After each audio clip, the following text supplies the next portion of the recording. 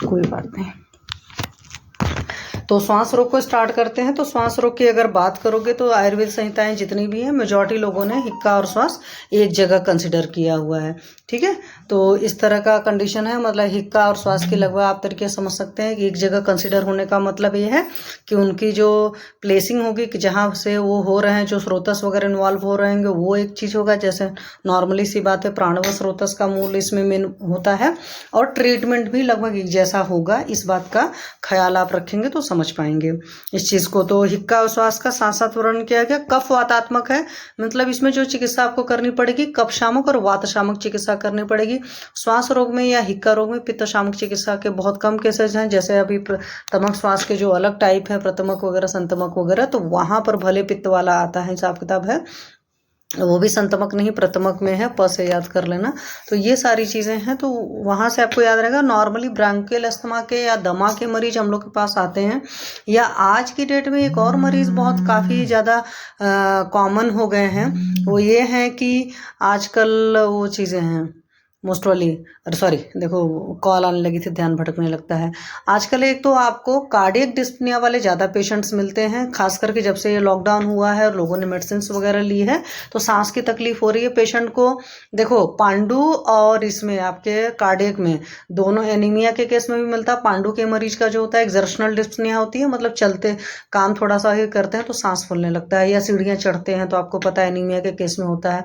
और cardiac patient में भी ये चीज़ होता है। कार्डियक पेशेंट के साथ एक चीज़ है कि कार्डियक पेशेंट जब ना बैठा भी रहता है तो भी अधिकतर सांस फूलता है, लेकिन अगर तब सांस फूल रहा है तो इसका मतलब समझ लीजिए कार्डियक इशू ज़्यादा इन्वॉल्व हो चुका है।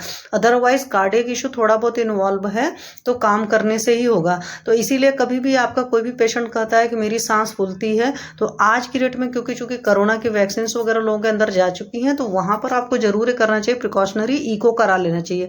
मुझे ईसीजी पर एतबार नहीं आता है, क्योंकि प्रॉब्लम क्या होता है, ईसीजी के साथ दो प्रॉब्लम होती है।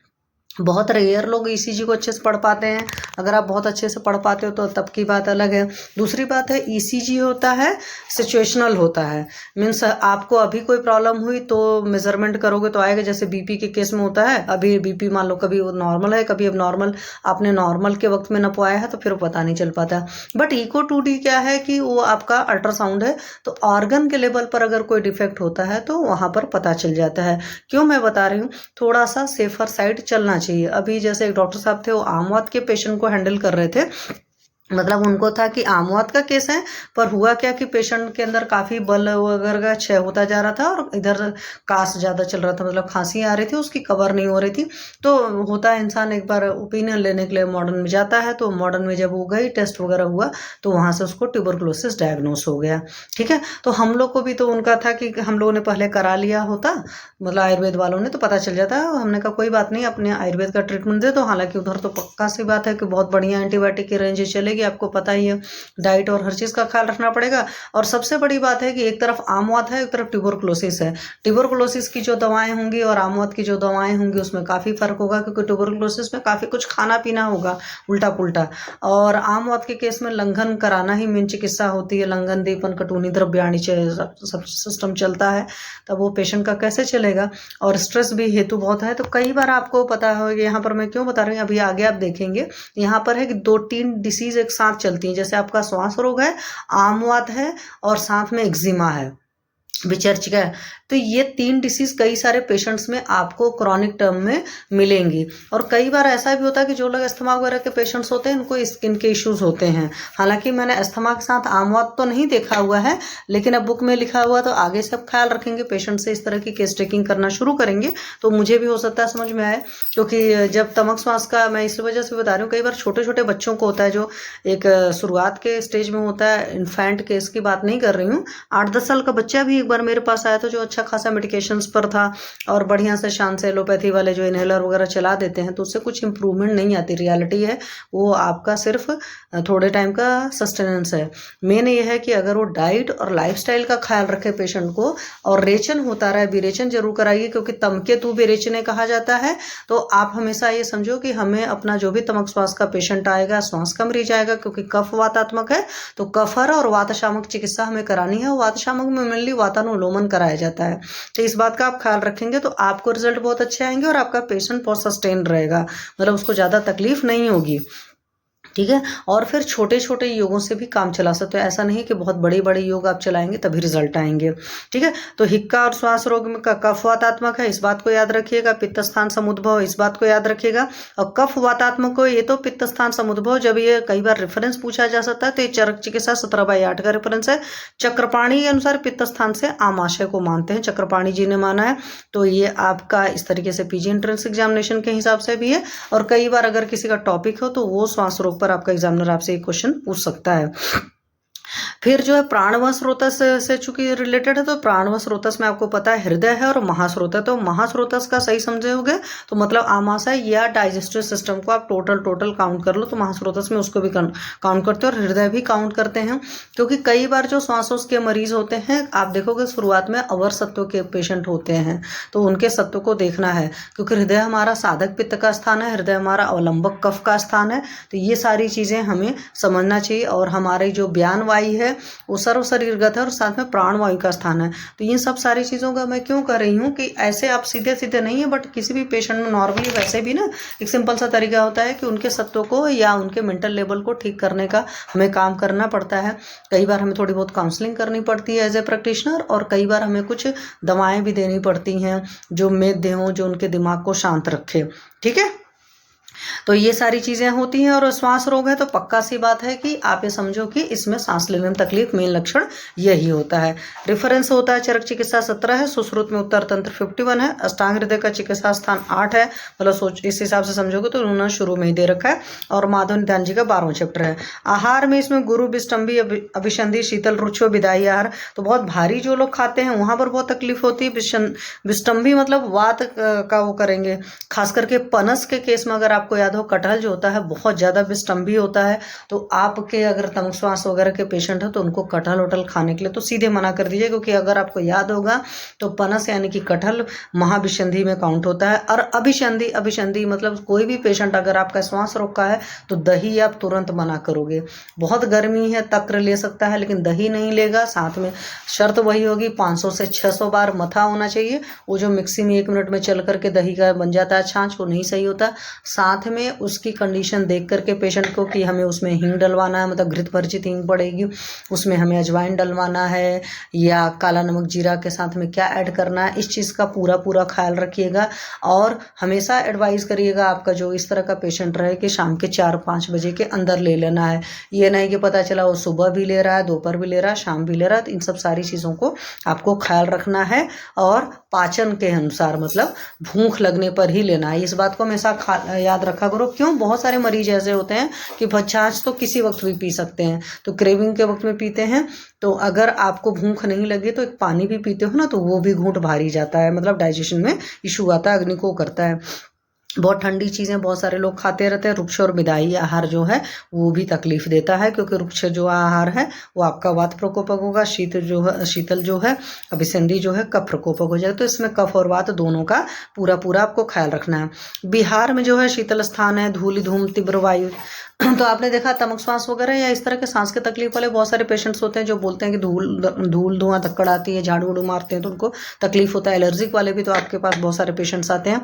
अधिक व्यायाम करेगा तो पक्का सी बात है, क्षमता तो है नहीं भाई, वो जल्दी थक जाएगा तो सांस की तकलीफ होगी। साहस करेगा, साहस का आपको सिंपल आयुर्वेद का मतलब पता है कि क्षमता से ऊपर कार्यक्रम करना, कोई भी काम अत्यधिक यात्रा करना, बहुत ज़्यादा यात्रा करने से अध्वशोष होता है तो वो भी तकलीफ देता है। और अध्वशोष का मतलब भी होता है पैदल चलना। तो अत्यधिक यात्रा जो होता है, वैसे भी आज की डेट में आप कहेंगे हम तो भाई फ्लाइट से चलते हैं, हम तो ट्रेन से चलते हैं, हम तो 4 व्हीलर से चलते हैं या जो भी है, तो आप ये देखोगे कि जो लोग भी यात्रा करते हैं अधिकतर यात्रा बार करनी पड़ती है। मैं जैसे अभी खुद ही कॉलेज आती जाती हूँ तो मैं आपको बता रही हूँ मेरी दिनचर्या बहुत ही गंदी हो जाती है। क्यों, सोने का टाइम लगभग बहुत गंदा सा पड़ा रहता है। मतलब हमें ये नहीं कि 8-9 बजे सो जा रहे हैं, अगर 8-8 बजे सो जाए तो इंसान बहुत अच्छी सी सिचुएशन हो जाए, लेकिन 8 बजे सोने वाला सिस्टम तो हो नहीं पाता है इंसान का। तो होता क्या है कि आप रात के 2 बजे उठते हो और 2 बजे उठना होता है, तो कहने को 2 बजे अलार्म लगा है आप उठ जाते हो।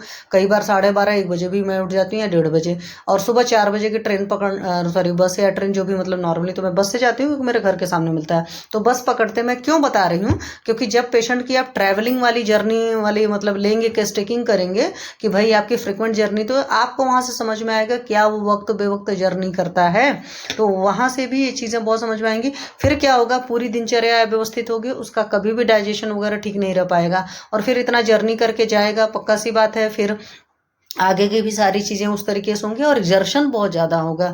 और जो भी तमक श्वास वगैरह के या श्वास के मरीज होते हैं उनको एक्सेस एग्जर्शन नहीं होता है, या आपने हेतु में पढ़ा होगा, अष्टांग हृदय का मुझे रेफरेंस नहीं याद है, बट वहाँ साफ साफ दे रखा है कि जो कार्डियक पेशेंट होते हैं, जो हार्ट डिसीज़ के पेशेंट होते हैं, उनके सारे हेतुओं के अलावा एक बहुत बड़ा हेतु होता है कि जिन लोग पर फिजिकल वर्क और मेंटल वर्क दोनों ही बहुत ज़्यादा होता है, मतलब फिजिकली बहुत ज़्यादा काम कर रहे हैं और मेंटली भी स्ट्रेस वाला काम कर रहे हैं, मेंटल वर्क लोड बहुत ज़्यादा है। जैसे आजकल एमएनसी में जॉब करने वाले लोग हैं, खास करके जो फॉरेन कंट्रीज में रहते हैं जहाँ पर उनको सर्वेंट्स भी नहीं मिलते काम करने के लिए, तो उनको घर के भी सारे काम करने पड़ते हैं, ऑफिस का काम तो करना ही है।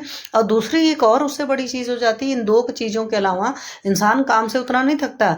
एक्चुअली हर जगह क्या है ना, बहुत सफोकेटिंग माहौल है, मतलब हर इंसान फ्रस्ट्रेट है और सामने वाले पर अपनी पूरी फ्रस्ट्रेशन निकालने की पूरी कोशिश करता है, मतलब जहाँ से जिसको मौका मिलता है सामने वाले को ह्यूमिलेट करना या सामने वाले को गुनहगार प्रूफ करना। तो ये जो सफोकेटिंग माहौल है, जैसे मैं आपको बताऊँ एमएनसी वाले कल्चर में बहुत ज़्यादा पाया जाता है, क्योंकि मैंने जॉब ऐसे लोग के साथ किया है, सो मैं आपको बता रही हूँ। वो बेचारे छोड़ छोड़ करके टीचिंग लाइन वगैरह में आते रहते हैं, और टीचिंग लाइन में भी इटसेल्फ आज की डेट में बहुत ज़्यादा चीज़ें आ चुकी हैं। ये क्या हो रहा है भाई? तो इस तरह के जो सिस्टम फंस रहा है कि वर्क प्लेस पर जो माहौल होता है, उस माहौल की वजह से आपका जो सीनियर है, आपका जो बॉस है, आपके जो ऑफिस का आ रहा है, अगर बहुत पॉजिटिव नहीं है तो वहाँ से स्ट्रेस होता है। क्यों मैं कहती हूँ, क्योंकि मैं जब तमक श्वास के पेशेंट को ट्रीट करती हूँ तो मेरा एकदम पहला होता है कि आपको स्ट्रेस से मिनिमम मतलब दूर ही रहना है, आपको बहुत मिनिमम स्ट्रेस होना चाहिए। बिकॉज विषादो रोग वर्धना नाम होता है, तो जहाँ पर भी स्ट्रेस के हेतु होते हैं वहाँ बीमारियाँ सारी एग्रीवेटेड होती हैं, सॉल्व नहीं होती हैं। तो आपको इन सारी चीज़ों के लिए पेशेंट को काउंसल करना ही करना पड़ेगा, ठीक है? तो इस बात को समझने की कोशिश करिएगा। एक मिनट, सॉरी बच्चों, घर से फ़ोन आ गया था। तो मैं वही कह रही थी कि आपको, इसलिए मैंने केस टेकिंग किया था, और उस दिन मैंने जब केस टेकिंग की क्लास ली थी तो मैंने आप लोग को बोला था कि एक बार मुझे ज़रूर बताना कि आप लोग को और क्या चीज़ें उसमें चाहिए, तो उस हिसाब से मैं बता दूंगी। हालांकि एक ही चीज़ मिस हुई थी, वो मैंने शायद नेक्स्ट डे लेक्चर में बता दिया था कि अल्कोहल वगैरह या कोई भी एडिक्शन की हिस्ट्री लेना है। तो यहाँ मैं इस वजह से बता रही हूँ, सारी चीज़ें अत्यधिक यात्रा के केस में बता रही थी, और इसको पांच भौतिक में वहाँ पर बहुत ज़्यादा काउंट करते हैं। अधोसोच का एक अलग तरह से अदातार जी ने मतलब वो ट्रीटमेंट दे रखा है। और बेगावरोध है, तो बेगावरोध आपको पता ही सर्व दोषों का प्रकोपक होता है, तो बीमारियां होंगी। अब तर्पण तथा अन्य है, जैसे कुछ लोग बहुत ज़्यादा लीन एंड थीन हो जाते हैं, बहुत ज़्यादा फास्टिंग करते हैं, तो वहाँ पर भी उनको अब शुरुआत में तो नहीं, बाद में ओल्ड एज के आसपास, खास करके 50 के आसपास ये प्रॉब्लम होना शुरू हो जाती है। जैसे पुराने ज़माने में आपको लेडीज़ खास करके मिल जाती थी, वो बहुत ज़्यादा फास्टिंग करती थी। मैं ऐसे एक इंसान को पर्टिकुलरली मतलब जानती हूँ जिनके साथ में ये प्रॉब्लम उनको हुई थी। उनको कभी सांस की तकलीफ नहीं थी, लेकिन मुझे लगता है कि आफ्टर 50 के आसपास उनको ये प्रॉब्लम हो गई थी, और उनको मतलब फिर ज़्यादा तकलीफ होती है, क्योंकि जिन लोगों को सांस की तकलीफ हो जाती है ना, वो खुद ही समझ सकते हैं। जैसे मान लो किसी इंसान को बचपन से तो झेलना सीख जाता है, लेकिन 50 के बाद अचानक किसी को हो जाए तो बहुत बड़ी तकलीफ की बात फंस सकती है।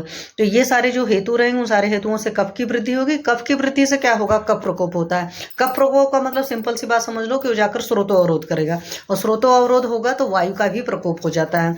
तो वायु के प्रकोप होने से क्या होगा कि वायु सही डायरेक्शन में नहीं चल पाएगी, प्रतिलोम हो जाएगी, जो वायु नीचे से निकलनी चाहिए वो भी नहीं निकलेगी, फिर उससे श्वसन विकृति होकर के श्वास कष्ट होता है। तो हमेशा याद रखो कि कफ का जब भी अवरोध होता है, ऑब्स्ट्रक्शन क्या करेगा, ऑब्स्ट्रक्शन का मतलब कहीं रास्ता ब्लॉक हो गया, तो रास्ता ब्लॉक होने से किसी चीज को जाना था सीधे, वो टेढ़े मेढ़े चलना शुरू करेगी, तो टेढ़े मेढ़े चलना शुरू करेगी तो वहां से तकलीफ होती है, तो वहां से वात प्रकोप होता है। इसीलिए जब कफ का मतलब मार्गावरोध करेगा, कफ का गुरु पदार्थों की वजह से कफ बढ़ता है, आपको मेन पता है, तो उसकी वजह से फिर वात का प्रकोप होता ही है। इसलिए नॉर्मली हम लोग कहीं पर भी ट्रीटमेंट करते हैं तो वात की भी चिकित्सा जरूर करते हैं, और कई सारी जगह तो बहुत ज़्यादा ज़रूरत पड़ जाती है, जैसे आपको श्वास के केस में होता है। पर यहाँ पर आप ये देखेंगे जो हमारे संस्थाओं में डिफाइन है 5 तरह के ना श्वास के टाइप के, महाश्वास, क्षुद्र श्वास, छिन्न श्वास, ये तीनों ही असाध्य हैं। और इसमें से मेजॉरिटी मरीज ऐसे होते हैं कि बिल्कुल, एक होता नहीं कि अगर आप लोगों में से किसी ने देखा और डेथ वगैरह का केस, मैंने अपने फादर को अपने सामने गुजरते हुए देखा था, था, तो वो मुझे याद है कि उस टाइम एक्चुअली बिल्कुल बहुत अलग सी आवाज़ आती है, तो वो पेशेंट जाने वाला होता है। इसी तरह ऊर्ध्वश्वास और छिन्न श्वास के भी पेशेंट जो होते हैं उनकी भी कुछ इसी तरह कंडीशन होती है। तो मैंने ऐसे पेशेंट मैंने नहीं डील करे हैं। फादर के केस के टाइम में मैं खुद पढ़ती थी और मुझे बिल्कुल नहीं समझ में आया कि मैं क्या करूं, क्योंकि आपका जब ब्लड होता है सामने तो आप थोड़े से नर्वस हो जाते हो। रियलिटी है जो है वो मैं आपको बता रही हूँ। पर ये है कि तमक श्वास वगैरह के पेशेंट्स मैंने हैंडल करे हैं, क्षुद्र श्वास वगैरह के पेशेंट कम हैंडल करे हैं, क्योंकि क्षुद्र श्वास वाले पेशेंट आते कम हैं। उनको बोल दो तो वो मानते नहीं जल्दी कि मुझे ये तकलीफ है। तमक श्वास वाला पेशेंट तो चूंकि लंबा झेलता रहता है तो वो बताता है। क्षुद्र श्वास वाले पेशेंट्स को अधिकतर इग्नोर मारते हैं। क्षुद्र श्वास वाला पेशेंट आपके पास तब आता है जब ज़्यादा तकलीफ हो जाती है, वो एक्सर्शनल डिस्पनिया वाली प्रॉब्लम, तो वो सोचते हैं भाई हमने काम किया तो सांस तो फूलेगी। और इसी तरीके से आपके कार्डियक इशू वाले पेशेंट, तो कार्डियक इशू वाले भी शुरुआत में नहीं आते। मैं आपको इस वजह से बता रही हूँ कि मेरे नोन में ही मैंने किसी को 2019 में ही बोल दिया था कि इस बंदे को हार्ट की प्रॉब्लम है, क्योंकि मुझे लग गया था वो बंदा बैठे बैठे सांस फूल रहा था। और फिर 2021 में उस बंदे को अटैक आ गया था। ठीक है, तो आज भी उसके हार्ट की कंडीशन अच्छी नहीं है, क्योंकि बंदा बाहर रहता है। और एलोपैथी वालों का जो ट्रीटमेंट का तरीका होता है, खासकर यूएस वालों का, तो बहुत ही खतरनाक होता है। उसमें मतलब कुछ भी वो नहीं है। मतलब आज की डेट में भी पेशेंट की हालत बहुत ख़राब है। मैं इसलिए कह सकती हूँ सारे काम कर रहा है, फिजिकल लेवल मेंटल लेवल सारे काम कर रहा है, बट प्रोग्नोसिस जो है मुझे ठीक नहीं लगती है। उसमें परमात्मा उसको जितना जीवन दे दे वो अलग सी बात है, पर ऐसी ज़िंदगी जीना वाकई बहुत मुश्किल होती है, क्योंकि सांस की तकलीफ ना वाकई बहुत ही मतलब मैं कह सकती हूँ कि बहुत ख़राब हालत होती है। ठीक है, तो इसमें संप्राप्ति घटक में देखेंगे तो दोष में वात कफ होंगे, दोष में प्राणवायु होती है, अधिष्ठान में प्राणव स्रोतस होगा, तो प्राणव स्रोतस का मूल जो हृदय और महास्रोतस होगा। पूर्व रूप में हृदय प्रदेश में पीड़ा हो सकती है, पार्श्वशूल हो सकता है, आधमान अनाहा हो सकता है। ये देखो आधमान अनाहा शूल, ये सब सारी चीजें हृदय प्रदेश में पीड़ा सब वात के लक्षण हो गया। मुख वायरस से हो सकता है, शंख निस्तोध हो सकता है। ठीक है, तो दर्द वगैरह होता है। और रूप में मिली है श्वास लेने में कठिनाई होती है, अर्थात कष्ट होता है, श्वास फूलना ही इसका मेन होता है। फिर आगे देखेंगे इसमें टाइपिंग में महास्रोतस को फेटल डिस्पनिया बोलते हैं। तो वही मैंने कहा इस तरह का पेशेंट बिल्कुल लास्ट स्टेज में आता है। ऊर्ध्वश्वास वाला गैस्पिंग रेस्पिरेशन, मतलब कि सांस आती है रुक रुक कर इतना बुरी तरीके से आती है। छिन्न श्वास का भी इसी तरीके से काफ़ी तकलीफ होती है। तमक श्वास के पेशेंट्स आप लोगों ने देखे तो तमक श्वास कृच्छ साध्य होता है और तमक श्वास में कफ की होती है, लेकिन इसके तमकेतु विरेचन कहा जाता है, तो विरेचन से ज़्यादा फायदा आता है, तो इस चीज़ को याद रखिएगा। तो क्षुद्र श्वास में वायु की होती है और आपके छिन्न श्वास में भी कफ वायु के जो कफवातात्मक तो पित्त स्थान समुद्भव, वहां से याद रखिएगा। फिर महाश्वास में जो होता है ना, पेशेंट बैल की तरह सांस लेता है। आपने कभी बैल को सांस लेते हुए नहीं देखा होगा, हालांकि मैंने बैल को एक दिन देखा था, लेकिन वो अजीब टाइप की आवाज़ें कर रहा था, मतलब उसमें दूर से आवाज़ सुनाई देती है। नॉर्मली क्या होता है जब हम सांस लेते हैं तो हमारे सांस की आवाज़ तो किसी को नहीं सुनाई देती, बट उसमें आवाज़ सुनाई देती है, तो ये चीज़ होता है। तो ये मृत्यु के पूर्व आने वाला होता है। तो इस तरह के पेशेंट देखने का आप आईसीयू वगैरह में देख सकते हो, वो भी क्रिटिकल आईसीयू वाले में देख सकते हो। सिंपल आईसीयू में इस तरह के पेशेंट्स आपको कम मिलते हैं। ठीक है, ऊर्ध्वश्वास में भी क्या होता है कि ऊपर की तरह सांस देर तक छोड़ेगा और नीचे उस तरीके से उतनी देर तक नहीं खींच पाता है, तो इस तरह की होती है। उसमें भी बेचैन रहेगा, मूर्छित हो जाएगा, तो ये भी होता है फेलिंग रेस्पिरेशन है, स्टेनलेस ब्रीथिंग। फिर छिन्न श्वास में क्या होता है, रुक रुक कर, छिन्न मतलब टूटना, तो रुक रुक कर सांस लेता है, ये भी मूर्छ से होता है। तो अभी आपको लगे कोई पेशेंट के रुक रुक कर सांस ले रहा है, पक्का सी बात है वो जाने वाला है। इस तरह के पेशेंट्स तभी बचते हैं जब परमात्मा की मर्जी होती है। महाश्वास वाला तो सवाल ही नहीं उठता, ऊर्ध्वश्वास वाला, लेकिन छिन्न श्वास के केस में भी मैं आपको बता रही हूँ कि परमात्मा की मर्जी से कुछ भी हो सकता है। जैसे आज की डेट में आपको पता है कि पेशेंट को आप वेंटिलेटर पर डाल देते हो, और अगर उसका जीवन होता है, जो एक ऐड आता था या मतलब जोक आता है कि भाई वेंटिलेटर की वजह से पेशेंट का और यमराज के बीच में इधर उधर होता रहता है, आने जाने का लगा रहता है। मेरा कहने का मतलब है कि जब तक सांसा तब तक आशा, तो पेशेंट को रिवाइव करने की पूरी कोशिश करना चाहिए। वेंटिलेटर की वजह से भी कई बार सर्वाइव हो जाता है पेशेंट, और कई बार कुछ लोग वेंटिलेटर की वजह से भी नहीं सर्वाइव कर पाते। जैसे अभी हमारे नोन में हमारी सोसाइटी में एक आंटी हैं, 1 वीक से वेंटिलेटर पर ही हैं। अब आगे देखते हैं उनका क्या कंडीशन होता है, क्योंकि उनका 1 महीने पहले हार्ट का ऑपरेशन हुआ। हालांकि शी इज़ 76 और 78 ईयर ओल्ड लेडी, और इंसुलिन डिपेंडेंट पेशेंट है, 20-25 साल से। मोस्ट वाली खाने पीने का बहुत ज़्यादा परहेज नहीं करते थे, वही चावल चीनी वाला थोड़ा सा परहेज मेनली था कि चीनी वाली बगैर चीनी की चाय पीना या कम चीनी की चाय पीना वगैरह, भले इस तरह परहेज करते थे। और लेकिन उनके साथ मैं एक चीज़ आपको बताऊं कि मैंने उनके बेटे को 1-2 साल पहले ही बोल दिया था कि मुझे आंटी ठीक नहीं लग रहा है। क्योंकि पहले मेरे पास योगा के लिए आते थे। मैं क्यों बता रही हूँ, उनका जो ट्रंक था ना बेटा, वो बहुत ज़्यादा निकला हुआ था और पेट बहुत ज़्यादा मोटा होता जा रहा था, हाथ पैर एकदम बिल्कुल डंडा जैसे थे, बहुत पतले दुबले थे। तो वहीं से कंडीशन लगती है कि चीज़ें अंदर ठीक नहीं हैं।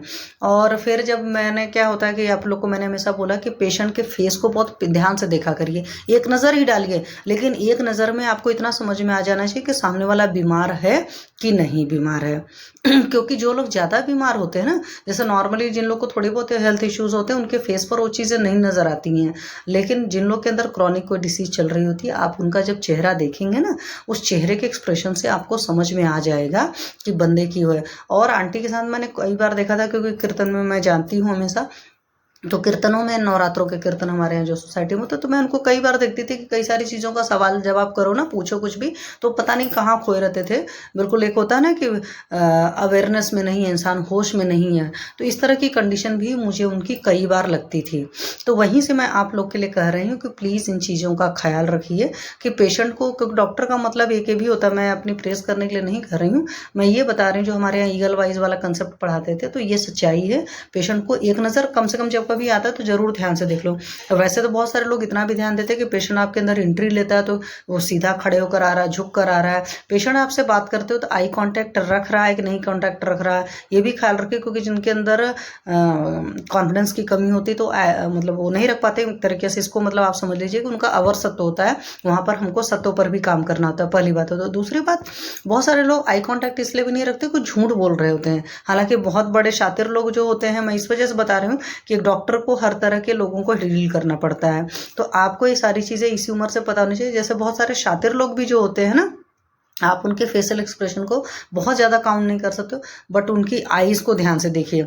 जैसे शायद मैंने कल की परसों की क्लास में आप लोग को बताया होगा कि मैंने अभी एक बच्चे की केस टेकिंग करी, तो उस बच्चे की केस टेकिंग में कुछ कुछ बोले जा रहा था। मैंने कहा चश्मा उतारो आप बेटा, तो चश्मा उतारा तो मैंने एकदम सीधे, उसमें क्लियर कट मुझे नज़र आ रहा था कि इस बंदे को कभी जॉन्डिस हो चुका है, कभी टाइफाइड हो चुका है और कभी कॉन्स्टिपेशन रहा है। फिर मैंने जब बोलना शुरू किया तब उसने धीरे धीरे चीज़ों को कबूला, वरना मेरे पास सिर्फ इस बात के लिए कंप्लेन करके आया था कि मुझे प्लेटलेट क्लम्पिंग हो रही है, विटामिन B12 कम है, विटामिन D कम है।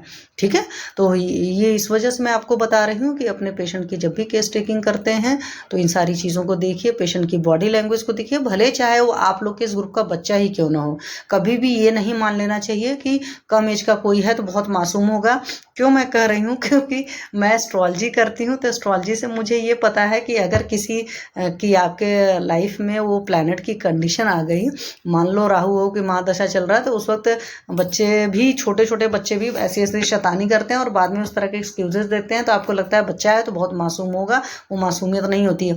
और कई सारे लोग बहुत कम एज में आपको देखेंगे बहुत ही बैलेंस्ड और बहुत ही सधे हुए बिहेव करते हैं, तो उसके पीछे एस्ट्रोलॉजी के हिसाब से होता है कि 5th हाउस की ग्रह दशा आती है, तो उसमें इंसान बहुत मिच्योर्ड इंसान की तरह बिहेव करता है। ठीक है, तो हम तो पता चला एस्ट्रोलॉजी के हिसाब से कभी देख लेते हैं प्लैनेट्स, और कई बार क्या होता है इंसान की खुद की एक्टिविटीज से भी पता चल जाता है। आप 2-4 बार भी किसी के साथ इस तरीके से हो, इत्तेफाकन पाला पड़ जाता है, तो आपको समझ में आता है। क्यों कर रही हूँ कि पेशेंट के हर चीज़ को आपको देखना पड़ेगा, ट्रीटमेंट उसी हिसाब से आपको बताना पड़ेगा।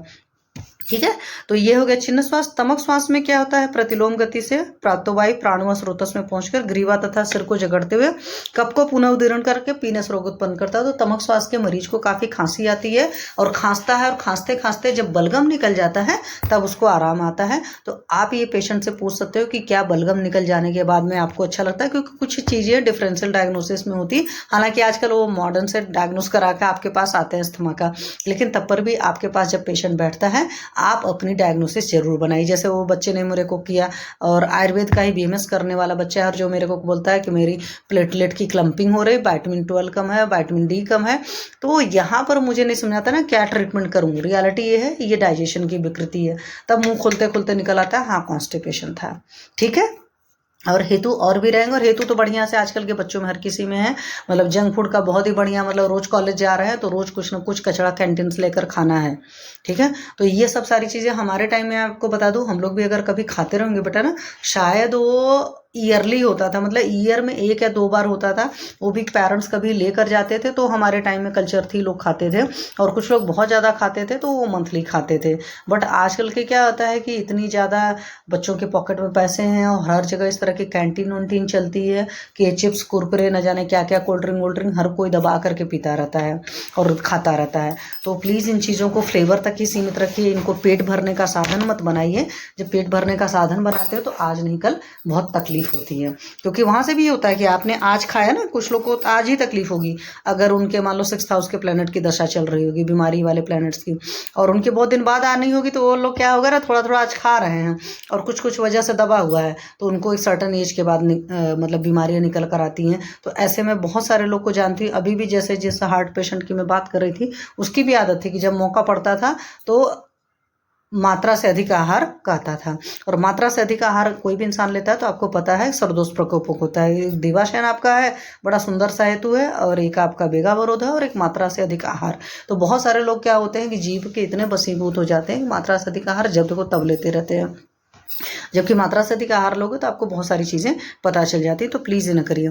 दूसरी बात है, तमक श्वास के रोगी के साथ एक और होता है ना, उसको लगता है कि अंधकार में जा रहे हैं। जब किसी को सांस बहुत बुरी तरीके से फूलता है ना, तो उनको लगता है आंखों के आगे पूरा अंधेरा छा गया, कुछ भी आसपास उन्हें नजर नहीं आता है, क्योंकि उस वक्त उनकी प्राइमरी ड्यूटी उनकी बॉडी को या उनको समझ में आता है कि भाई मैं किसी तरीके से सांस ले लूँ। तो ये छोटी छोटी चीज़ें जो हैं आप पेशेंट से पूछ सकते हैं। और बहुत बुरी हालत होगी तो उसमें इतना ज़्यादा खांसी आएगा कि कुछ लोग बेहोश में पड़ जाते हैं। छोटे बच्चों के केस में देखेंगे, खांसी का मरीज आता है तो उसके केस में उनको वॉमिटिंग हो जाती है। हालांकि छोटे बच्चों के केस में मैंने मूर्छित वाला कंडीशन नहीं देखा है, सो मैं आपको बता रही हूँ, ठीक है।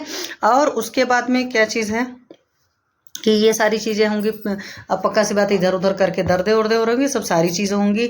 और अगर ठंडा बादल रहा, ठंडा जल रहा, शीत ऋतु रही, पूर्वी हवा चली, जो अपने गांव के लोग कहते हैं ना पूर्वा, तो जब पूर्वा उर्वा चलती है तो ज़्यादा तकलीफ होती है। तो ऐसे लोग को बसंत ऋतु मतलब सॉरी ठंडी में बहुत तकलीफ होती है, और जब बादल बढ़ते हैं तब उस वक्त भी बहुत तकलीफ होती है। और कुछ लोग को, ऐसे लोग को बसंत ऋतु में भी बहुत तकलीफ होती है, खास करके जो अस्थमा वाले होते हैं। और मोस्ट वाले एलर्जिक अस्थमा वाले पेशेंट्स को तो फरवरी वगैरह से बहुत तकलीफ होती है। मैं कई सारे ऐसे लोग को जानती हूँ जो अपना सस्टेनेबल डोज में है बचपन से, क्योंकि उनको तमक श्वास की तकलीफ है, लेकिन उनके साथ में यही है, उनको काफ़ी ज़्यादा अपना ख्याल रखना पड़ता है खाने पीने का। और सबसे बड़ी बात है, उस बंदी की मैं आपको बता दूँ, शी इज़ अ प्रैक्टिशनर। तो उनके साथ एक अच्छाई है कि बचपन से ही, मतलब जब से मैं उनको जानती हूँ एटलीस्ट, तब से वो है कि दिवासन उनका कभी का भी हेतु नहीं। जैसे दिन में रेस्ट करने के लिए लेटते हैं तो उनको एक बूंद नींद नहीं आती है, मतलब नहीं सोते 1 मिनट भी। और अपने खाने पीने का बहुत ज़्यादा ख्याल रखते हैं, घर में चाहे जो कोई कुछ खाए वो खाने पीने का अपना ख्याल रखते हैं, तो इस वजह से सस्टेन रखते हैं। तो आपका पथ्य पालन करना, जो आयुर्वेद का कंसेप्ट है कि चाहे जो हो जाए पथ्य पालन करना है, क्योंकि पथ्य अगर आपने नहीं पालन किया तो तकलीफ हो जाएगी, ठीक है। तमक श्वास की यही विप्रकृष्ट निदान होंगे कि देश काल जो है, बादल हो गया, बारिश हो गई, इस तरह की सारी चीज़ें हो गई। और सन्निकृष्ट में आपके खाने पीने का जो कुछ भी खाया पिया है, इन सब सारी चीज़ों से व्याधि के अधिष्ठान यानी पित्ताशय में जा करके आम बनाएगा, और आम बन करके प्राणव स्रोतस में इकट्ठा हुआ और हृदय और महास्रोतस में विकृति करके कफ का प्रकोप करेगा, स्रोतोसंग होगा, ऑब्स्ट्रक्शन और वात का प्रकोप करेगा, तो बीमार गमन या प्रतिलोम वायु हो जाएगी, और उसकी वजह से तमक श्वास की होती है। तो कफ वातात्मक है तो पित्त स्थान समुद्भव है, इस चीज़ को याद रखिएगा। कई और आसीनो लगते सौख्यम मुश्रम च अभिनंदती, यहाँ पर ये भी होता है, तमक श्वास का मरीज को लेटने से आराम नहीं आता है, वो जब बैठता है तब उसको आराम आता है। तो इस तरह के केसेस होगा, पेशेंट से आपको पूछना पड़ेगा कि आपको लेटने में ज़्यादा आराम आता है, बैठने में आराम आता है, ठीक है। क्योंकि कार्डियक पेशेंट में ऐसा नहीं होता, लेटेगा बैठेगा दोनों ही तकलीफ होगी। वो तमक श्वास नहीं होता है, क्षुद्र श्वास होता है, हमारे आयुर्वेद का कंसेप्ट है। लेकिन अब वही है ना कि क्षुद्र श्वास, शुरुआत में हार्ट में कम तकलीफ है तो क्षुद्र श्वास ही रहेगा, लेकिन जब ज़्यादा तकलीफ हो जाएगा तब तो पेशेंट बहुत ही ज़्यादा रेस्टलेसनेस हो जाएगा। और मोह अरति बेचैनी, अगर किसी पेशेंट में तीनों चीज़ आ रही है तो अब आप समझ जाइए कि पेशेंट क्रिटिकल है। मोह अरति मतलब, अरति का मतलब ये हालचाल हो जाता है कि किसी भी हालत में पेशेंट को अच्छा नहीं लग रहा है, हर हालत में रेस्टलेसनेस की जो कंडीशन रहती है। मोह का मतलब कुछ समझ नहीं आ रहा, आप पेशेंट से पूछोगे ना, जवाब ववाब सही नहीं देता है, तो इस तरह की सारी चीज़ें आपको आईसीयू वगैरह में ज़्यादा मिलती हैं, ठीक है। तो ये सारी चीज़ें ख्याल रखिएगा। फिर यहीं पर जो रामहर सिंह सर का अपना अनुभव है, तो उन्होंने बोला है कि तमक श्वास, आमवात और विचर्चिका के पेशेंट, मतलब एक साथ ही एक पेशेंट में ये सब सारे लक्षण पाए जाते हैं। तो आप देखिएगा, हालांकि मेरा अभी अनुभव कम इस तरीके से रहा है, या मैंने पेशेंट को उस हिसाब से नहीं देखा, जैसे ओल्ड एज का पेशेंट आया और तमक श्वास के साथ में आया तो फिर मैंने मान लिया कि भाई इस वक्त घुटने की तकलीफ होना चाहिए। बट आम वात का मतलब घुटने की तकलीफ नहीं था। आम वात का मतलब होता है शिफ्टिंग पेन, कि कभी बॉडी के इस पार्ट में पेन हो रहा है जॉइंट्स में, कभी उस जॉइंट में पेन हो रहा है। और आम का मतलब है कि आम वो तो मल निकलेगा और भी सारी चीज़ें होंगी। आप सारी चीज़ें जब देखोगे तो वहाँ से बहुत कुछ समझ में आएगा। ठीक है, इसलिए जिह्वा जो है कोटिंग वगैरह जरूर देखनी चाहिए, वो कोटेड है कि नहीं है। यूरिन कितनी बार होता है, अगर रात में यूरिन बार बार हो रहा है तो वो भी आम का लक्षण होता है। ऐसा नहीं होता है कि आपके इसी का मतलब डायबिटीज़ का लक्षण होता है। तो यहाँ सारी चीज़ें देखेंगे। तो ये सब है। तो यहाँ पर जिस तरीके से बाह्य मार्ग में जाएगा तो बाह्य मार्ग तो पता है त्वचा का, तो विचर्चिका वगैरह लक्षण जाएगा। मध्य मार्ग में जाएगा तो आम वात वगैरह होगा क्योंकि मर्मस्थी संधि। और आभ्यंतर मार्ग में जाएगा तो तमक श्वास वाले कंसेप्ट आएंगे। फिर संतमक होता है। तो संतमक का क्या होता है कि तमक श्वास ही है और बहुत ही एग्रीवेटेड फॉर्म में है और स्ट्रेस से बहुत ज़्यादा बढ़ जाता है। तो इसमें आपको मानसिक दोषों की चिकित्सा पड़ेगी। मतलब पेशेंट जो होता है बहुत ही ज़्यादा अवर्सत्व का हो चुका होता है, तो इसमें होता है। यहाँ पर भी वात कफारब्ध होता है, साथ में पित्त दोष का संतमक में मतलब मेन अनुबंध होगा। और मानसिक दोष बहुत ज़्यादा, मतलब आपको मेंटल लेवल पर, स्ट्रेस लेवल पर पेशेंट के बहुत ज़्यादा कार्य करना पड़ेगा। तो तमक या प्रथमक की अति उग्र अवस्था को संतमक अवस्था कह सकते हैं। तो पीजी एंट्रेंस एग्जामिनेशन में इस तरह का क्वेश्चन आ सकता है। And that is known as status asthmaticus. तो ये कंडीशन काफ़ी खराब होती है, मतलब पेशेंट को जो एडमिट वगैरह होते हैं उस तरीके। तो मॉडर्न में तो क्या होता है भाई, सारे चीज़ें दी जाती हैं डायलेटर वगैरह दे करके, फिर या एड्रेनलिन पर भी नेबुलाइज वगैरह किया जाता है। कभी कभी इस तरह की कंडीशन भी फंसती है और उससे पेशेंट ठीक होता है। और अदरवाइज तो बूटी कार्ड वगैरह ये सब सारी चीज़ें देते हैं, स्थैलिन वगैरह सारी चीज़ें आती हैं। फिर प्रथमक में क्या होता है, प्रथमक में पित्त का अनुबंध होता है क्योंकि इसमें ज्वर और मूर्छा होता है। तो ज्वर आपको पता है पित्त के बगैर नहीं होता। और ये भी श्वास के जो दुर्बल और वृद्ध रोग होते हैं उन सब में पाया जाता है। तो उदावर धूल या जीर्ण शरीर की क्लिनता और बेगाधरण से उत्पन्न होता है। तो आपको हेतु हर जगह निकालना है, क्योंकि अगर आप बेटा हेतु निकाल लोगे ना पेशेंट को, तो निदान परिवर्जन करा सकोगे और उसके साथ सिंपल मेडिकेशन कराओगे तो उससे भी रिजल्ट आएगा। भी आप देखोगे ना इसमें मेडिसिन बहुत बड़ी बड़ी नहीं दे रखी है, कुछ ही है, मतलब कह सकते हैं व्याधि प्रतिनिक है। अदरवाइज मेन दवाएं वही आपकी दीपन पाचन लोमन चलती हैं, पथ्य पालन मेन ज़्यादा चलता है।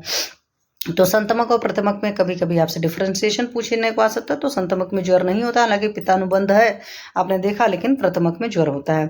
और मज्जास्तमिस, मतलब यहाँ से अगर मैं सोचूं तो मज्जा पाचक दे दोगे, मज्जा पर होगा, क्योंकि आंखों के अंधेरा छाने का मतलब ही होता है ये मज्जा धातु की दुष्टि होती है। तो आज की डेट में हम लोग बहुत सारे ट्रीटमेंट तो पाचक के हिसाब से करते हैं कि कौन सा किस जगह का हेतु है। और मूर्छा है। फिर शीतश्चासु प्रसाम्यति, जो ये है शीत द्रव्यों से ये संतमक में मतलब मिलता है आराम, लेकिन प्रथमक में आराम नहीं मिलता, जबकि इसमें पित्त का वो है। और पित्तानुबंध इसमें भी है, उसमें तमसा वर्तते। तो मानस दोष की ज़्यादा चिकित्सा करनी तो आपको सोचना पड़ेगा। तो यहाँ पर हो सकता है छोटे मोटे क्वेश्चंस आप लोग से पूछे जाए। और क्षुद्र श्वास में क्या है कि जो लोग बहुत ज़्यादा रुचि पदार्थ, बहुत ड्राई चीज़ें खाते हैं, जैसे घी वगैरह बिल्कुल नहीं खाते हैं, बहुत ज़्यादा व्यायाम करते हैं, बहुत ज़्यादा परिश्रम करते हैं, तो उनके साथ इस तरह की तकलीफ आती है। तो इस तरह की ऐसा नहीं है कि सिर्फ लेबर क्लास में, आज की डेट में लेबर क्लास से ज़्यादा सोफिस्टिकेटेड क्लास में आएगा। क्यों? एलोपैथिक माइंडसेट की वजह से तेल की खाना ही नहीं, हमें तो बड़ा उबला खाना खाना है। और जिम में एक्सरसाइज करना, नॉर्मल काम नहीं करते हैं, जिम में एक्सरसाइज जा रहे हैं तो 2-2 घंटा इतना ज़्यादा पसीना बहा रहे हैं, क्षमता से ऊपर काम कर रहे हैं, क्योंकि हमें जो पतला होने वाला फोबिया उनके दिमाग में सवार है उस तरीके से। आपको परिश्रम करने से तो लेबर क्लास ही मिलेगा, या हाउसवाइफ मिल सकती हैं, कुछ लोग बहुत ज़्यादा काम करने वाली होती हैं। और उच्च पदार्थ तो मेनली आपको सिटिंग जॉब वालों को ज़्यादा मिलेगा कि भाई हम ये सब चीज़ नहीं खाएंगे, हम मोटे हो जाएंगे। तो ये सारी वजहों से तो एनीमिया में, मतलब पांडु रोग में और हृदय रोगों के केस में आपको क्षुद्र श्वास मिलता है। साध्यता असाध्यता मैंने आपको पहले ही बता दी कि शुरुआत के तीनों जो महाश्वास, ऊर्ध्वश्वास, चिन्ह श्वास है वो असाध्य है। आपका तमक श्वास जो है कृच्छ साध्य होता है। बट जब नया नया पेशेंट अगर तुरंत ही आ जाए, हालांकि आयुर्वेद में तुरंत नया आता नहीं, क्योंकि शुरुआत में तो एलोपैथी में जाता है, तो इस वजह से कृच्छ साध्य हो जाता है, अदरवाइज शुरुआत का साध्य होता है।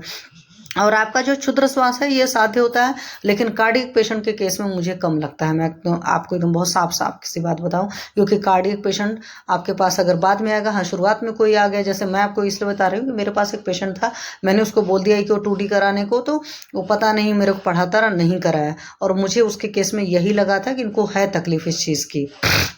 और वैसे भी आपको एक चीज़ और मैं आपको बताऊं, यहीं से मुझे तो कोई याद आ गया तो मैं बता देती हूँ। जिन लोगों को भी सांस वगैरह की तकलीफ होती है, क्योंकि हार्ट और लंग एक दूसरे के साथ ही है चेस्ट कैविटी में, आपको याद है, तो अगर लंग्स प्रॉपरली फंक्शन नहीं करता तो उनका कार्डियक, मतलब उनका हार्ट सही फंक्शन नहीं करता। और जिन लोगों का हार्ट सही नहीं फंक्शन करता, लॉन्ग टर्म में उनका लंग्स फिर सही से फंक्शन नहीं करता। हालांकि ये सब सारी कंडीशन बीमारियों के काफ़ी टाइम बाद आती है, मतलब शुरुआत के स्टेज में नहीं मिलता है, और डिपेंड करता है कि पेशेंट कितने हेतुओं का सेवन करता है, तो वहाँ से भी इस तरह की चीज़ें आती हैं। तो श्वास रोग की चिकित्सा में मेनली क्या करते हो आप लोग? उष्ण और वातानुलोमन कराएंगे, कफ वातहर उपचार कराएंगे, मृदु श्वेत करा दीजिए, स्नेह बस्ती दे दीजिए, उपयुक्त धूमपान उपादेय है। तो इसमें बस्ती का भी बहुत बढ़िया डिपेंड करता है, लेकिन बस्ती में मैं वही करूंगी कि आप लोग देखिए स्नेह बस्ती लिखा है तो सिंपल दशमूल तेल वगैरह की भी बस्ती बहुत काम करती है, सचर तेल की काम करेगी, आपके क्षीरबला तेल की भी बस्ती काम करेगी, पर पेशेंट की प्रकृति देख करके देना है। ये नहीं कि पेशेंट को सीवियर कॉन्स्टिपेशन वगैरह के केस में बस्ती मत दीजिए, उस वक्त पहले अनुलोमन करा लीजिए फिर बस्ती दीजिए। हालांकि कुछ लोग इमरजेंसी में भी बस्ती उस्ती देते हैं, उनके अच्छे रिजल्ट आते हैं। जैसे आज ही मेरे घर में हुआ कि कुछ लोग को सांस की क्या तकलीफ हो रही थी, खांसी बहुत ज़्यादा रही थी, तो कास के केस में भी बस्ती से रिजल्ट आता है ना, क्योंकि घर वातज होगा। अब लोगों का क्या है कि देखो बसंत ऋतु है, लोगों का क्या, मेरा भी अब मैं जैसे 11 दिन लगातार मेरा व्रत था, 9 दिन के नवरात्र और फिर थर्सडे फास्ट, एकादशी को फ्राइडे को थी, तो सैटरडे को मैंने खाया तो नॉर्मली खाना खा लिया, ये नहीं किया कि अपने लिए अलग से खिचड़ी विचड़ी बनाओ। तो क्या हुआ, उतने दिन तो लंघन हुआ था, फिर खाया और ऋतु का प्रकोप होगा तो मुझे खुद ही लग रहा है कि बहुत भारी हुआ है भाई। तो पक्का सी बात है कुछ ना कुछ खाना पड़ेगा अनुलोमन टाइप का, या खाने में बहुत वो करना पड़ेगा, और रूटीन इधर उधर हो ही रही सारी चीज़ें। मैं क्यों बता रही हूँ, आप बस्ती आपके कई सारी जगह स्नेह बस्तियाँ बहुत काम करती हैं। ज़्यादा नहीं समझ में आता, इमरजेंसी में देना चाहते हो तो कम अमाउंट में स्नेह बस्ती यू कैन यूज़ दैट। फिर शमन औषधियों में कफ निस्सारक ब्रोंकोडायलेटर्स वगैरह देते हैं, तो आपके पास में बहुत बढ़िया होता है कि सेंधो सॉल्ट पिला दीजिए, और इस तरह का जब काफ़ी ज़्यादा कफ जमा होता है पिला करके वॉमिटिंग करवा दीजिए, मतलब लघु वमन करा देंगे तो वहाँ पर बहुत बढ़िया रिजल्ट आ जाता है। हालांकि यहाँ पर सर ने उस चीज़ को नहीं दे रखा है, तो इन्होंने मृदुशोधन और वातहर कर्म कराने को बोला है, स्नेह बस्ती कराने को बोला है, वमन विरेचन दोषानुसार करने को है। तो क्लासिकल वमन नहीं कराई, क्लासिकल वमन के भी अच्छे रिजल्ट होते हैं, आप लघु वमन तो करा ही सकते हो, और विरेचन तो बढ़िया है, चाहे कैस्ट्रॉल से करा लो, चाहे त्रिफला से करा लो, चाहे त्रिवृतलेम से, पेशेंट के प्रकृति के हिसाब से, चाहे अभया यूज कर लो, चाहे पंचकार यूज कर लो, देख लो आपको कौन सी ड्रग ज़्यादा पसंद है, आप उसके हिसाब से करा सकते हो। शमन औषधियाँ यूज कर सकते हो, मृदु उपचार कर सकते हैं, धूमपान वगैरह करा सकते हैं। धूमपान अभी भी आयुर्वेद में बहुत कम लोग कम यूज़ करते हैं, मैंने खुद भी धूमपान के बहुत सारे सेशन अटेंड करे हैं, बहुत बार सोचा है पेशेंट को कराने को, खास करके तो मैंने गायनी के लिए सोचा हुआ, लेकिन श्वास के केस में भी कराया जा सकता है, मैंने कराया नहीं है, वो मैं आपको ईमानदारी से बताती हूँ।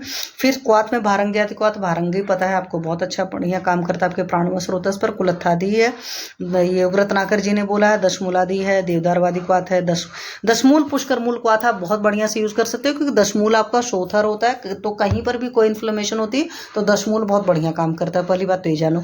पुष्कर मूल का कहा जाता है, पुष्कर मूल पार्श्वशूल हराणाम श्रेष्ठम होता है, ठीक है। तो जो पार्श्व वगैरह में बहुत दर्द होता है, हार्ट के डिसीज में भी यूज होता है, लंग्स के ऊपर भी, और पुष्कर मूल इटसेल्फ भी लंग्स वगैरह पर बहुत बढ़िया काम करता है। तो दशमूल और पुष्कर मूल अलग अलग रखिए और पेशेंट को आप मिला करके दे सकते हैं।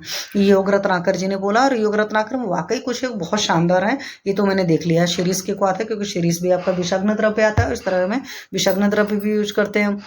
चूर्ण में कुष्मांडक शिफा चूर्ण है, योग रत्नाकर का है, श्रृंगी आदि चूर्ण है, सुंठे आदि चूर्ण है, शटी आदि चूर्ण है, मरकटी बीज चूर्ण है, गुडादि चूर्ण, मुक्तादि चूर्ण, सोम चूर्ण है, जो आप इस्तेमाल करो आपकी मर्जी है।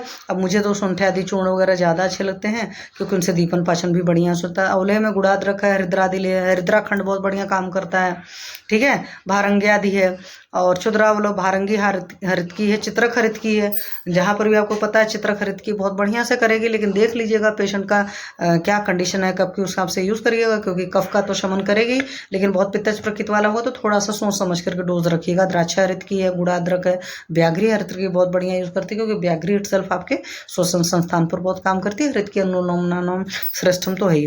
उसी तरीके से तेजोत्ताधिकृत या मनहशिलाधिकृत है।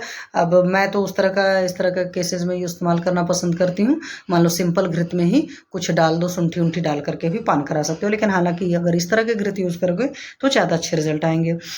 रस औषधि में श्वास का चिंतामणि रस है, ये हम लोग इस्तेमाल करते हैं। श्वास कुठार रस है, पिपल्यादि लौह है, महाश्वासारी लौह है, मुक्तादि चूर्ण है। तो श्वास कुठार या श्वास चिंतामणि या श्वास का चिंतामणि रस भी इंसान बहुत अच्छे से यूज करता है। पथ्यापथ्य में योग रत्नाकर जी ने बोला, और यहीं पर पथ्यापथ्य में मुझे पता नहीं क्यों थोड़ा सा हो रहा है, इन्होंने उसके लिए बोला है, क्या नाम है,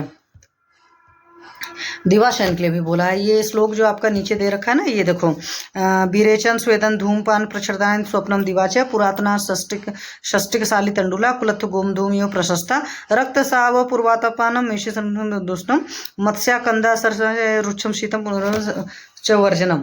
तो यहाँ पर दोनों तरह के हैं, 1 मिनट में आपको बता रही हूँ। तो इन्होंने जो पथ्यापथ्य में बोला हुआ है, पथ्यापथ्य में है विरेचन कर्म, स्वेदन कर्म, धूमपान, भवन कर्म, दिन में सोना, पुराने साठी तथा लाल साली चावल, कुलत्थी, जौ और योग, ये सब श्वास रोग में प्रशस्त कहे गए, अर्थात पथ्य है। और जो आगे दे रखा है, रुच्छ अन्नपान, शीतल पदार्थ, गुरु पदार्थ का सेवन, ये सब सारा अपथ्य है। तो रुच्छ पदार्थों का सेवन मत कराइए। सांस की तकलीफ हो रही है तो बहुत सारे लोग तुरंत घी तेल बंद कर देते हैं, वो काम नहीं करना चाहिए। देख करके युक्तिपूर्वक निर्णय लीजिए। फिर चिकित्सा में क्या है, निदान परिवर्जन है, कफवात और उष्ण आहार देंगे, विधिपूर्वक संशोधन कर्म कराएंगे, विशेषतः वमन कराएंगे। वो मैंने आपको बोला कि लघु वमन कराओगे तो बहुत बढ़िया काम करेगा। और तमक श्वास के केस में याद रखो, तमकेतु विरेचन है तो वहाँ विरेचन से बहुत बढ़िया रिजल्ट आएगा। और वैसे भी विरेचन, वीकली विरेचन पेशेंट को, ऐसे लोग को करा लेना चाहिए। औषध प्रयोग में श्वासकोठार रस की 3 बटी की 3 मात्रा है, हरिद्राखंड है, शीर्षादिक्वात है, लौंगादी बटी है, अर्क भस्म है, इस तरीके से, अथवा सोमचूर्ण वगैरह है। आप अपने हिसाब से मेथावटी वगैरह भी यूज कर सकते हैं, मुक्तावटी वगैरह भी देख ले सकते हैं, ब्राह्मी वटी भी बढ़िया से यूज कर सकते हैं, क्योंकि सब सारा ब्रेन को करते हैं। आप सारस्वतारिष्ट दे सकते हैं, आप जटामांसादिक्वात दे सकते हैं, आप मानस मित्र वटिका दे सकते हैं। बहुत सारी इस तरह की हैं जो आपके मूड पर काम करती हैं या उस तरीके से दवाएं काम करती हैं। ठीक है, चलिए अब कोई मतलब पूछना कुछ हो तो बताएं प्लीज। हाँ जी बच्चा पार्टी, नो क्वेरी।